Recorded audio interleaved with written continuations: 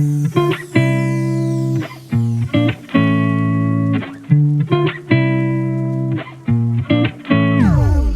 Everyone, welcome back to my channel. कैसे अगर आप मेरे चैनल पर ना तो प्लीज़ चैनल को सब्सक्राइब कर देना। वीडियो अच्छा लगे तो लाइक करना, कमेंट जरूर से कर देना। तो हम अपने fan patient the book of dreams का नेक्स्ट पार्ट को स्टार्ट करते हैं। फर्स्ट पार्ट में हमने देखा था विंग और वांगची अपने फ्लूट और गुचिन का परफॉर्मेंस कर रहे थे अपनी क्लास में बैठकर। दोनों एक साथ अपने अपनी गुचिन एंड फ्लूट को प्ले कर रहे थे एंड एक दूसरे के धुन में खो गए थे। तभी विंग को एक फ्लैशबैक दिखता है जहाँ पे वो खुद को एंड वांगची को देख पाता है जो एक दूसरे के साथ अपने टाइम को एंजॉय कर रहा था। जिस विजन को देखने के बाद विंग बहुत ज्यादा घबरा चुका था, क्योंकि उस विजन में वांगची विंग को बता रहा था कि वो विंग को खो नहीं सकता।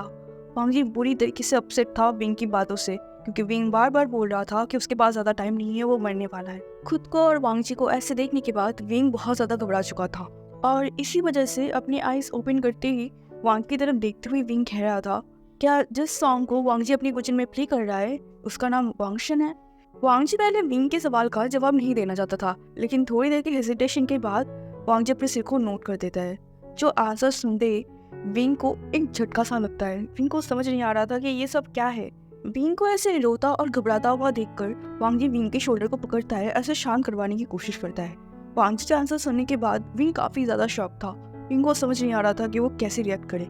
ये सब विंग को बिल्कुल समझ नहीं आ रहा था, इसलिए वो तुरंत ही वांगजी को अपने से थोड़ा सा दूर करता है और अपने सीट से खड़ा हो जाता है। विंग अपने आसपास देखता है, वहाँ पे सारे स्टूडेंट्स विंग को देख रहे थे।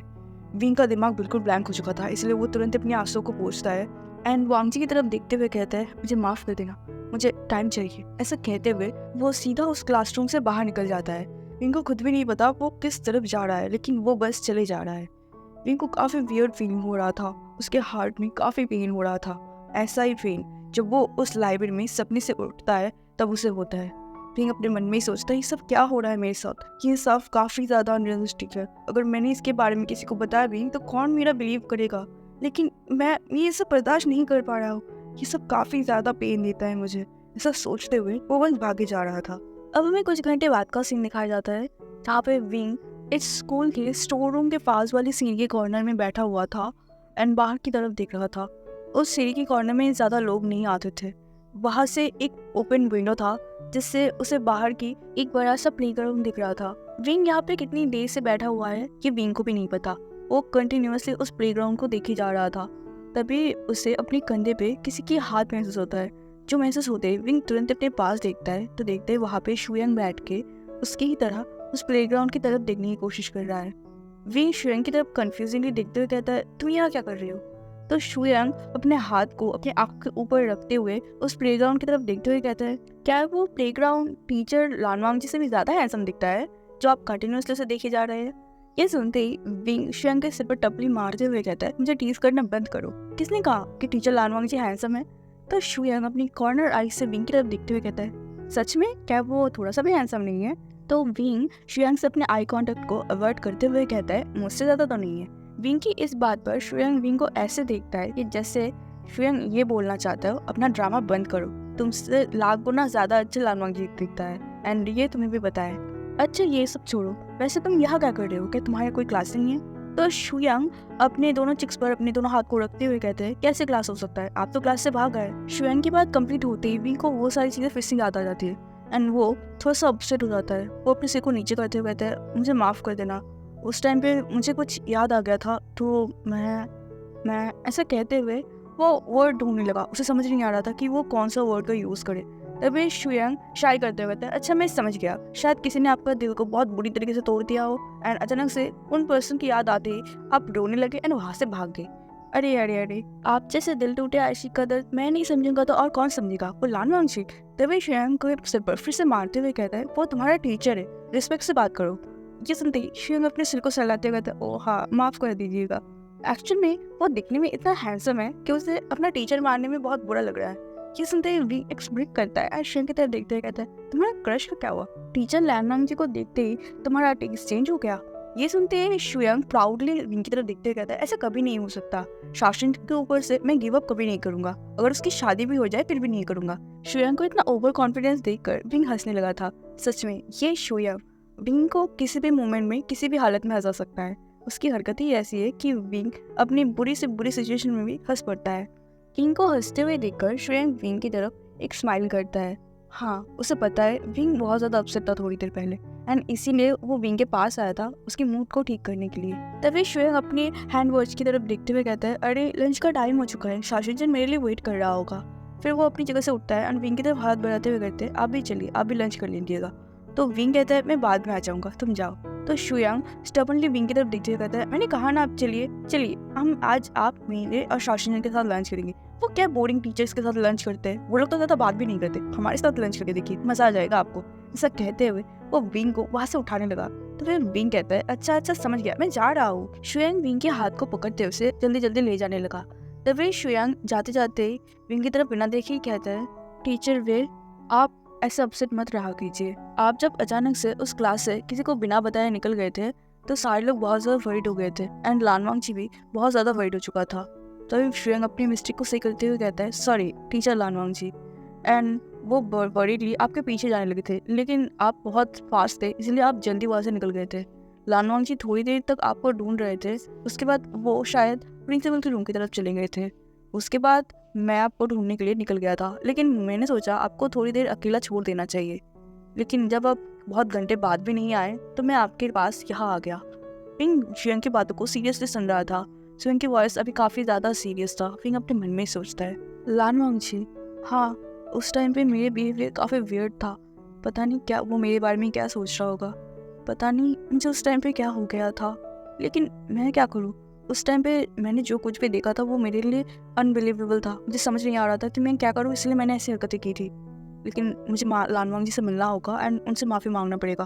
तभी फिर से विंग को शुयांग की आवाज़ सुनाई देता है। शुयांग फिर से कहता है, आप ऐसा मत किया कीजिए, सारे लोग बहुत ज़्यादा वरीड हो जाते हैं, एंड आप बिल्कुल रोया मत कीजिए। विंग को अभी शुयांग का चेहरा नहीं दिख रहा था, लेकिन उसे बहुत अच्छे से समझ आया था कि शुयांग का फेस अभी कितना ज़्यादा सीरियस है। एंड शुयांग जब उसे ये बोल रहा था कि आप रोया मत कीजिए, तो वो समझ पा रहा था कि शुयांग की फेस थोड़ा थोड़ा रेड हो चुका है। तो विंग एक स्माइल करते हुए कहता है, क्यों, तुम तो हमेशा मुझे परेशान करते रहते हो, तो मेरे रोने से तुम्हें क्या फर्क पड़ता है। तो शुयांग विंग की तरफ बिना देखे ही कहता है, क्योंकि रोते हुए आप बहुत गंदे दिखते हो। ऐसा कहते हुए वो भागने लगा। विंग शुयांग की तरफ देखते हुए कहता है, तुम शैतान बच्चे, मैं बहुत हैंडसम हूँ एंड रोते हुए मैं गंदा दिखूंगा, ऐसा हो ही नहीं सकता, इधर आओ अभी तुम्हें मजा चखाता हूँ। ऐसा कहते हुए वो शुयांग को पकड़ने की कोशिश करने लगा, लेकिन शुयांग उससे फास्ट था, तो वो जल्दी जल्दी भाग के शाओशिन के पास चला जाता है। अब हमें कैंटीन का सीन दिखाया जाता है, जहाँ लाशिशन एंड वांग जी कैंटीन की तरफ आ रहे थे सारे टीचर के साथ बैठ के लंच करने के लिए। वांग जी ने लाशिशन को बता दिया था कि विंग के साथ क्लासरूम में क्या हुआ था।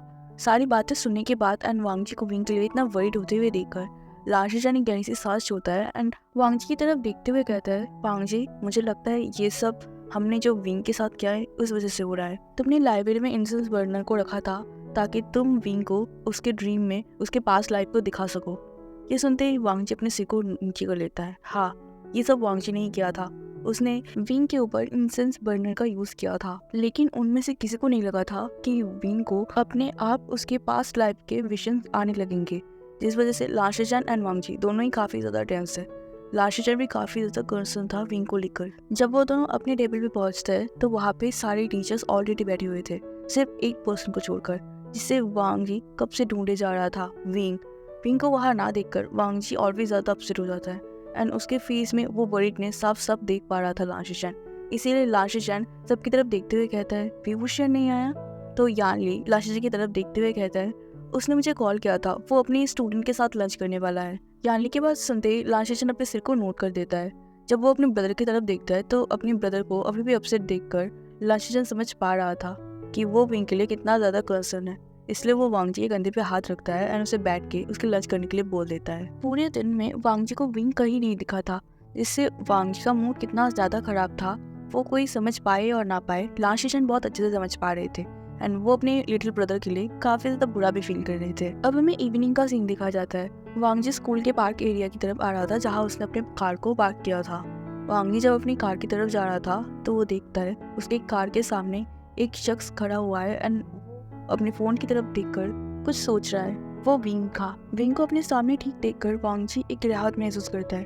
वांग जी को अभी विंग पर गुस्सा आ रहा था, विंग इतना ज्यादा केयरलेस कैसे हो सकता है। अभी वांग जी विंग के पास जाना चाह रहा था एंड उसके शोल्डर को पकड़ते हुए उसे जोर से हिलाते हुए बोलना चाहता था कि विंग तुम इतना ज़्यादा केयरलेस कैसे हो सकते हो, तुमने मुझे वहाँ पे ऐसे टेंस छोड़ के चले गए थे, तुम्हें पता है मैं कितना ज़्यादा वर्ried था, क्या तुमने एक बार भी नहीं सोचा कि तुम्हें मेरे पास आना चाहिए था एंड मुझे बताना चाहिए था कि तुम ठीक हो। वांग जी ये सब विंग से बोलना तो चाहता था, लेकिन वो किसी तरह अपने फीलिंग्स पर कंट्रोल करता है। फिर धीरे धीरे विंग के पास जाने लगता है। वांग जी जब विंग के पास पहुंच जाता है, वो अपनी गले को साफ करता है। अपने पास किसी की प्रेजेंस महसूस करते ही विंग अपने सिर को उठा के अपने सामने देखता है। वांग जी को देखते ही वो एक ब्राइटली स्माइल करता है एंड वांग जी को हेलो कह देता है। वांग जी अभी भी अपने सेम पोकर फेस के साथ विंग को देख रहा था, जो देखकर विंग एक ऑकवर्डली स्माइल करते हुए कहता है, वो आज मेरे एक स्टूडेंट का इमरजेंसी आ गया था तो वो मेरा कार लेके चला गया, क्या तुम मुझे अपनी मेरे घर तक लिफ्ट दे सकते हो। वांग जी थोड़ी देर तक विंग को देखता है। वांग जी को साइलेंट देखकर विंग एक ऑकवर्डली स्माइल करते हुए कहता है, अगर तुम बिजी हो तो देने की ज़रूरत नहीं है। ऐसा कहते हुए वो वहाँ से जाने ही वाला था कि वांग जी अपने सिर को नोट कर देता है। विंग अपने मन में ही सोचता है, क्या इसने हाँ बोला। वांग जी क्या तुम मुझे मेरे घर तक छोड़ दोगे। तो वांग जी फिर से अपने सिर को नोट कर देता है एंड कार की दूसरी तरफ के पैसेंजर सीट में जाकर उस डोर को ओपन कर देता है। उसने विंग के लिए उस डोर को ओपन किया था, जो देखकर विंग एक स्माइल करता है एंड कार की पैसेंजर सीट में बैठ जाता है। वांग जी ड्राइविंग सीट में बैठ जाता है एंड कार को स्टार्ट कर देता है। विंग को बिल्कुल समझ नहीं आ रहा था कि वो अपनी बात को कैसे स्टार्ट करे। उसे काफ़ी ज़्यादा ऑकवर्ड फील हो रहा था, इसीलिए वो अपने गले को साफ करता है एंड वांग जी की तरफ बिना देखे उससे सॉरी बोल देता है। वांग जी मुझे माफ़ कर देना। ये सुनते ही वांग जी विंग की तरफ देखने लगता है। तो विंग अपने बात को कंटिन्यू करते हुए कहता है, मुझे पता है मैंने तुम्हें अपने क्लास में इनवाइट किया था, लेकिन पता नहीं क्यों अचानक से मुझे क्या हो गया था एंड मैं वैसे रिएक्ट करने लगा था। तो वांग जी विंग की तरफ देखते हुए कहता है, इट्स ओके, मैंने कुछ माइंड नहीं किया। तो विंग अपने सिर को नामे हिलाते हुए कहता है, नहीं मुझे ऐसा नहीं करना चाहिए। मुझे लगता है तुम्हें शायद मैं बहुत वियर्ड लगा होगा, लेकिन उस टाइम पे पता नहीं क्यों मेरे साथ बहुत ही अजीब सी चीज़ हुई थी, जिस वजह से मैं अपने इमोशंस पे बिल्कुल कंट्रोल नहीं कर पाया। वांग जी बहुत ही ध्यान से विंग की बातें सुन रहा था। वो अपने सिर को नोट करते हुए कहता है, इट्स ओके विंग, मैंने बिल्कुल भी बुरा नहीं माना तुम्हारी हरकतों का।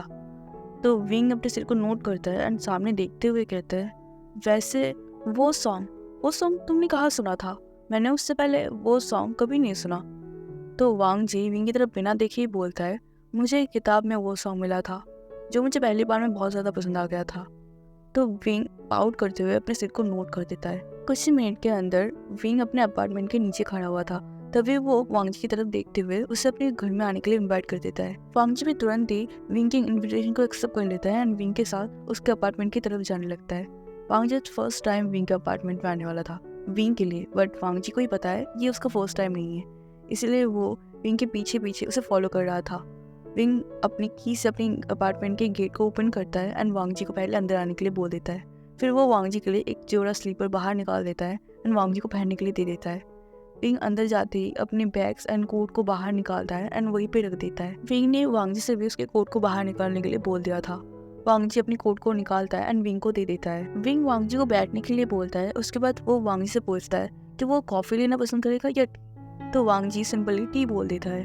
विंग वांग जी को वहाँ पे बैठने के लिए बोलकर किचन की तरफ चला जाता है वांग जी के लिए टी प्रिपेयर करने। वांग जी उस रूम के चारों तरफ देखने लगता है तो उसे उस रूम में कुछ फर्नीचर्स एंड काउच के अलावा कुछ नहीं दिखता। वांग जी अपने मन में सोचता है कि ये अपार्टमेंट इतना खाली क्यों है। वांग जी चारों तरफ देख ही रहा था, तभी उस वहाँ की एक दीवार पर एक फ्लोर दिखता है जो बिल्कुल ब्लैक था एंड उसमें रेड कलर का टसल था। वो बिल्कुल चेंजिंग की तरह दिख रहा था। जो देखते ही वांग जी अपनी जगह से खड़ा होता है एंड उस फ्लूट की तरफ जाने लगता है। वांग जी उस फ्लूट की तरफ देख रहा था, तभी विंग लिविंग रूम की तरफ आते हुए कहता है, क्या हुआ, क्या तुम्हें चेंजिंग इतना अच्छा लगा। विंग के मुंह से चेंजिंग नाम सुनते ही वांग जी सरप्राइज हो जाता है। वो विंग की तरफ देखने लगता है तो विंग स्माइल करता है एंड ट्रे को टेबल पर रखते हुए कहता है, चेंजिंग उस फ्रूट का नाम है। तो वांग जी विंग की तरफ देखते हुए कहता है, ये तुम्हें किसने दिया। तो विंग स्माइल करता है एंड उस फ्रूट के पास आते हुए उसको लेते हुए कहता है, जब मैं 12 साल का हुआ था तब मेरे बर्थडे पर मुझे किसी ने ये गिफ्ट किया था। ये मुझे काफ़ी ज़्यादा पसंद आया था एंड तब उसने मुझे कहा था कि इस फ्रूट का नाम चेंचिंग है। ये सुनते ही वांग जी कन्फ्यूज़ हो जाता है। वो विंग की तरफ देखते हुए कहता है, किसने तुम्हें गिफ्ट किया था। तो विंग कहता है, मुझे याद नहीं, लेकिन मुझे इतना पता है वो एक मिडिल एज आदमी था। वांग जी विंग की बातों को बहुत ही ध्यान से सुन रहा था। उसने पहले तो ये नोटिस ही नहीं किया था। वो जब भी विंग के कमरे में आता था सीधा विंग के रूम में चला जाता था विंग के पास, इसीलिए उसने आसपास की चीज़ों को उतना नोटिस नहीं किया था, स्पेशली इस फ्लूट को। ये वही फ्लूट है जो स्टाइगल स्टील से बना हुआ था। वांग जी इसके अंदर की रिसेंटफुल एनर्जी को बहुत अच्छे से महसूस कर सकता है। विंग को इतना ज़्यादा प्यार से अपने फ्लूट को हाथ लगाते हुए देखकर वांग जी विंग की तरफ देखते ही कहते हैं, क्या मैं इसे टच कर सकता हूँ? तो विंग स्माइल करता है एंड उस फ्लूट को वांग जी के दे देता है। वांग जी उस फ्लूट को बहुत ही बारीकी से देख रहा था। वांग जी ये महसूस करना चाहता था इस फ्लूट में क्या अभी भी उतना ही रिसेंटफुल एनर्जी है जितना उस टाइम पे था, लेकिन कैसे? इतने टाइम बाद ये फ्लूट तो खो गया था ना। वांग जी को जितना पता है ये फ्लूट कई टुकड़ों में बिखर गया था, क्योंकि ये फ्लूट उस नाइटलेस सिटी की क्लिप से गिर गया था। वो विंग को तो बचा लिया था, लेकिन ये फ्लूट विंग के हाथ से छूट गया था। पर फिर से इस फ्लूट को सही हालत में देखकर वांग जी बहुत ज्यादा सरप्राइज था। वांग जी को समझ नहीं आ रहा था कि ये विंग के पास कैसे पहुंचा। क्या वांग जी को पता नहीं, बट कोई और भी है जो विंग की सच्चाई के बारे में जानता है एंड उसने विंग तक इस फ्लूट को पहुंचा दिया है। वांग जी को कुछ समझ नहीं आ रहा था एंड उसे देख ही लग रहा था वो काफी ज्यादा टेंस हो चुका है। वांग जी को अचानक से टेंस होता हुआ देखकर विंग अपनी गले को साफ करते हुए कहते, वांग जी तुम ठीक तो हो ना? तो वांग जी विंग की तरफ देखता है, अपने सिर को नोट कर देता है। वांग जी उस फ्रूट को फिर से उस दीवार में रख देता है। तो विंग कहता है कि चाय ठंडी हो जाएगी, हमें पहले पी लेना चाहिए। तो वांग जी अपने सिर को नोट करता है। उसके बाद विंग के साथ उस काउच में बैठ के अपने टी को एंजॉय करने लगता है। टी को एंजॉय तो बस विंग कर रहा था। वांग जी को देख के ही पता चला था वो कितना ज़्यादा टेंस हो चुका है। वो शायद अभी अपने ब्रदर के पास जाना चाहता था एंड उसके ब्रदर से इन सारी चीज़ों के बारे में बात करना चाहता था। चाय पीते हुए वांग जी विंग से उसके पेरेंट्स के बारे में पूछता है। तो विंग बताता है कि जब उसे सारी चीज़ों की समझ होने लगा था तब से वो खुद को अनाथ आश्रम में देखा है। तो विंग को पता नहीं कि उसका पेरेंट्स कौन है। जो सुन के वांग जी को विंग के लिए बुरा लगता है। वांग जी को पता है कि विंग अनाथ है। तभी विंग वांग जी से पूछता है कि उसकी बात छोड़ो, वांग जी अपने पेरेंट्स के बारे में बताए। तो वांग जी बताता है कि जब वो हाई स्कूल में था तब उसके पेरेंट्स का कार एक्सीडेंट में डेथ हो गया था। वांग जी के पेरेंट्स के बारे में सुनकर विंग को काफ़ी बुरा लगता है। विंग वांग जी से पूछता है कि उसके फैमिली में और कोई मेंबर नहीं है। तो वांग जी अपने सिर को नाम में हिलाते हुए कहता है कि नहीं, वो और उसकी गगा वो दोनों ही है बस उसके फैमिली में। विंग को वांग जी के लिए काफ़ी बुरा लग रहा था। उसने तो अपने पेरेंट्स को कभी देखा भी नहीं, तो उसे पता भी नहीं। लेकिन वांग जी बचपन से अपने पेरेंट्स के साथ रहा है, तो अचानक से अपने पेरेंट्स का इस तरह से अपनी लाइफ से चला जाना वांग जी के लिए काफ़ी ज़्यादा ट्रॉमेटाइजिंग होगा। तो विंग को वांग जी के लिए थोड़ा सा बुरा लगता है। विंग वांग जी से उसके लव लाइफ के बारे में भी पूछता है। तो वांग जी ब्लश करते हुए कहता है कि नहीं, आज तक उसका कभी भी कोई बॉयफ्रेंड या फिर गर्लफ्रेंड नहीं रहा। जो सुनते ही विंग शॉक हो जाता है। वो वांग जी की तरफ देखते ही कहता है, लायर, तुम झूठ बोल रहे हो, ऐसा कभी नहीं हो सकता। तुम इतने हैंडसम हो, तुम्हारा कभी कोई गर्लफ्रेंड या बॉयफ्रेंड नहीं रहा होगा, ये मैं नहीं मान सकता। तो वांग जी अपने सिर को नाम में हिलाते हुए कहता है, लान झूठ नहीं बोलते। इस बात पर विंग हंसने लगता है कि हाँ, इस बात को उसने शीजन के मुझसे भी सुना है। तो वांग जी विंग की तरफ देखते हुए कहते हैं, तुम्हारा क्या तुम्हारा कोई बॉयफ्रेंड रहा है? तो विंग स्माइल करते हुए कहते हैं, एक्चुअल में मैं काफ़ी हैंडसम हूँ, इसीलिए लोगों को लगता है कि मेरा ऑलरेडी बॉयफ्रेंड या फिर गर्लफ्रेंड होगा, तो वो कभी मुझे सामने से अप्रोच करते ही नहीं। विंग की बातें काफ़ी सिली था। क्या सच में ऐसा हुआ था या फिर विंग झूठ बोल रहा है? वांग जी अपनी कॉर्नर आइज से विंग की तरफ दिख रहा था, जैसे कि उसने भी विंग की बातों पर बिल्कुल बिलीव नहीं किया। तो विंग वांग की तरफ देखते हुए कहता, हे मुझे ऐसे क्या देख रहे हो? सच में मेरा कभी कोई बॉयफ्रेंड या फिर गर्लफ्रेंड नहीं रहा। कहा ना मैंने, मुझे कभी कोई अप्रोच ही नहीं करता था। लोगों को लगता था कि मेरा कोई गर्लफ्रेंड या फिर बॉयफ्रेंड होगा ही, मैं कभी सिंगल रह ही नहीं सकता जैसे तुम अभी सोच रहे हो। ऐसा कहते हुए वो अपनी टी को पीने लगा। वो लोग थोड़ी देर तक ऐसे ही बात करते हैं एंड एक दूसरे के साथ अपनी टी को एंजॉय करते हैं। कुछ और देर तक विंग के साथ बिताने के बाद वांग जी विंग के अपार्टमेंट से निकल आता है एंड विंग वांग जी को गेट तक छोड़ने के लिए आता है।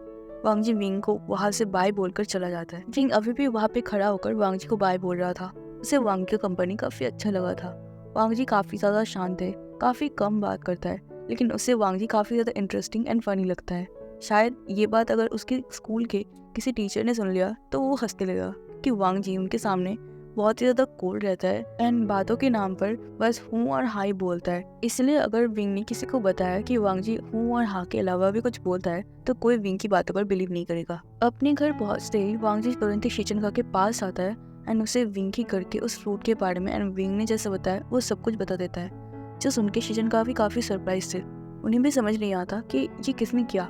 उन्हें लगा नहीं था विंग का वो फ्लूट अभी तक जिंदा है, मतलब सही सलामत है। शीजनका वांग जी की तरफ वर्डली देखते हुए कहता है, मुझे लगता है हमें जल्द से जल्दी विंग को सब कुछ याद दिलाना होगा। लेकिन ऐसा कौन हो सकता है जिसने उस फ्रूट को फिर से बनाया था? तुमने कहा तुमने अभी भी उस फ्लोट में सेम रिसेंटफुल एनर्जी को महसूस किया। तो वांग जी अपने सिर को नोट कर देता है। तुम फिक्र मत करो वांग जी, मैं जल्दी से जल्दी इन सारी चीज़ों के बारे में पता करने की कोशिश करूँगा। मैं विंग के ऊपर कोई भी आज आने नहीं दूंगा। ऐसा कहते हुए वो वांग जी को डिनर करने के लिए बोल देता है, क्योंकि काफ़ी रात हो चुकी थी। अब हमें रात की करीबन 11 बजे का सीन दिखाया जाता है। विंग ग्रोसरी स्टोर आया था कुछ चीज़ें खरीदने। विंग अपने सारे सामान को ले लेता है एंड उस ग्रोसरी स्टोर से बाहर निकाल के अपनी बिल्डिंग की तरफ जाने लगता है। विंग की बिल्डिंग की तरफ जाते हुए दो रास्ते पड़ते हैं, एक शॉर्टकट पड़ता है एंड एक लॉन्ग कट पड़ता है। काफ़ी रात हो चुकी थी तो वो शॉर्टकट लेता है। जब वो शॉर्टकट रास्ते से जा रहा था वो रास्ता काफ़ी ज़्यादा सुनसान था। विंग अपने मन में ही सोचता है, अभी तो बस 11 बज रहे हैं, सारे रास्ते इतना खाली क्यों है? कभी कभी मुझे ऐसा लगता है कि इस दुनिया में बस मैं ही रहता हूँ। ऐसा सोचते हुए वो उस बैग को टाइटली पकड़ लेता है, जाने लगता है, क्योंकि विंग को ऐसे अकेले सुनसान रास्ते में चलना बिल्कुल पसंद नहीं था। विंग चल ही रहा था तभी पता नहीं क्यों उसे हल्की हल्की सी पीछे से फुटस्टेप की आवाज़ें आ रही थी, जिससे विंग की पूरी बॉडी में करंट दौड़ जाता है। विंग अपने मन में सोचता है, oh God no no no. विंग को ऐसी सिचुएशन से बहुत ज़्यादा नफरत थी। विंग अपने मन में ही सोच रहा था कि वो जल्दी से जल्दी बस अपनी बिल्डिंग में पहुंच जाए, बस, और उसे कुछ नहीं चाहिए। विंग अपने पैर को बहुत ही फास्टली चला रहा था, लेकिन उससे अभी भी धीमी धीमी सी फुटस्टेप की आवाज़ें आ रहे थे। विंग अपने मन में ही सोचता है, क्या ये फुटस्टेप उसका है? लेकिन नहीं, ये क्लियरली सुन पा रहा था कि ये उसका नहीं है, इसलिए उसकी धड़कनें अभी 100 की स्पीड से भागने लगा था। वो अभी भागकर अपनी बिल्डिंग की तरफ जाने लगा था। विंग अपनी ग्रॉसरी बैग को भी बहुत ही टाइटली पकड़ लिया था। वो भाग के अपनी बिल्डिंग के सामने पहुंचता है एंड गहरी सी सांस छोड़ता है। वो बहुत ही ज़्यादा हाँफ रहा था कि वो बहुत ही तेज़ी से भाग के आया था। वो अपने पीछे देखता है तो पीछे कुछ नहीं था, बस स्ट्रीट लाइट जल रहे थे एंड कुछ लोग आसपास से जा रहे थे। विंग अपने मन में ही सोचता है कि वो बेकार में तक घबरा रहा था, पक्का वो विंग का ही फुटस्टेप था। ऐसा सोचते हुए वो खुद पे ही हंसता है एंड अपने अपार्टमेंट की तरफ चला जाता है। विंग जब अपने अपार्टमेंट के अंदर चला जाता है एंड डोर को अच्छे से लॉक कर लेता है, तब हमें विंग के अपार्टमेंट के बाहर एक पर्सन दिखाया जाता है जो बस विंग के अपार्टमेंट की तरफ ही घूर रहा था। तो है एवरीवन, मैं अपने पार्ट को ही रोकती हूँ। आई होप आपको ये फैन फिक्शन अच्छा लग रहा होगा। फैन फिक्शन का ये पार्ट जैसा भी लगा हो कमेंट करके जरूर बताइएगा। मिलता है नेक्स्ट पार्ट में, तब तक के लिए बाय बाय।